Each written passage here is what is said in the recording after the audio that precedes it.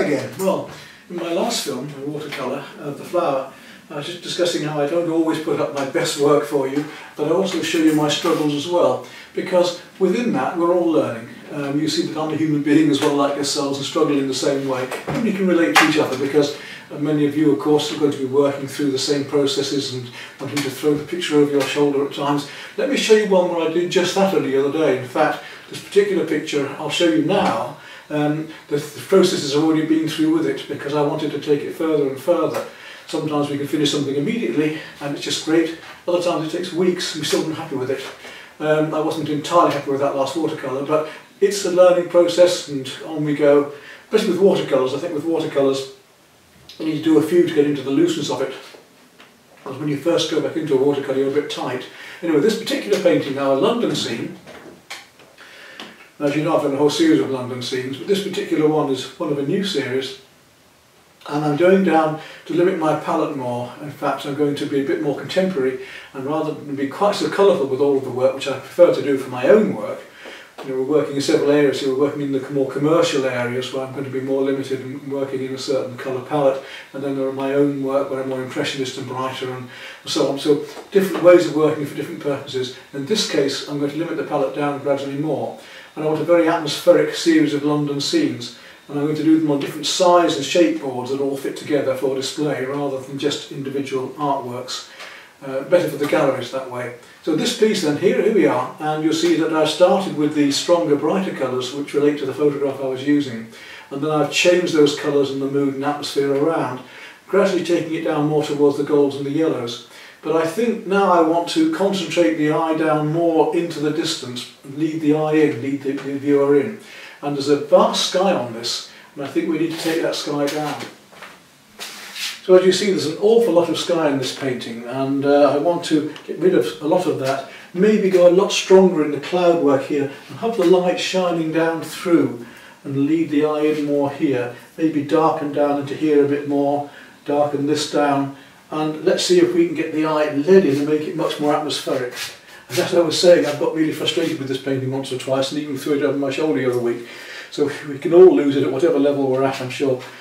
So when we think a painting is finished, it might not always be. We've got to go back and think about it again, look at it again, and even take other people's advice. I have other artist friends, surprisingly maybe, but I have other artist friends who will give me honest opinions on my work, and I take all of that into account. Obviously with any advice, even in marital relationships and so on, we can take it or leave it, can't we? I think we always have a choice of, we take the advice, we think about it and we use it later. We take the advice, we use it immediately. We take the advice, we discard it. We take the advice and we might use parts of it. There's so many different ways.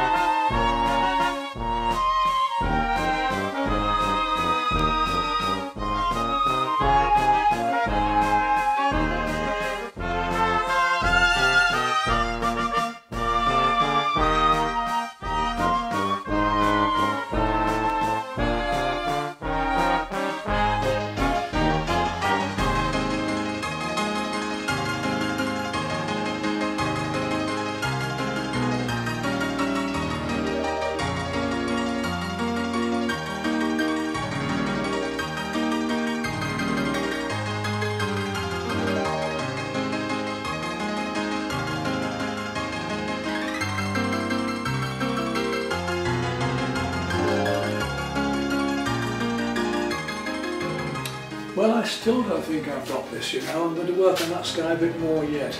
I'm happier with this area here now, working, but I'm not really happy with the finesse of the sky now, so I'm going to work on that a little bit more.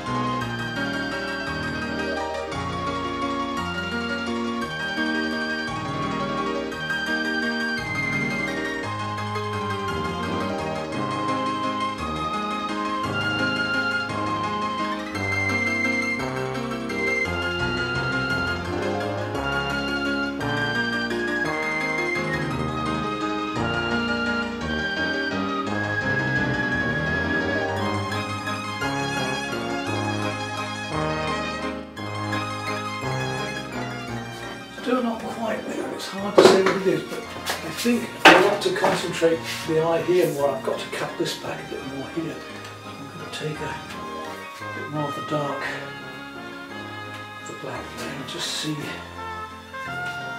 I take that down a little bit more, just tone it down here, right down, and then maybe that's will leave the eye in there, that's better, I think. Not easy because it's been varnished here, so I've got to layer it across quite strongly so that the bus isn't taking up too much of our attention.